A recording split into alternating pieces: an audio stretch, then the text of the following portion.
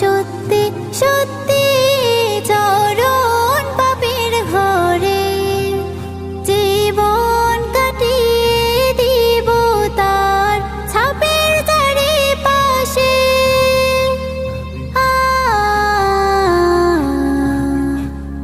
ছাপের চারিপাশে যদি নাতে পড়তে পড়তে চোখে ঘুম চলে আসে, তুমি দেখা দিও রাসূল আমার স্বপ্নে এসে।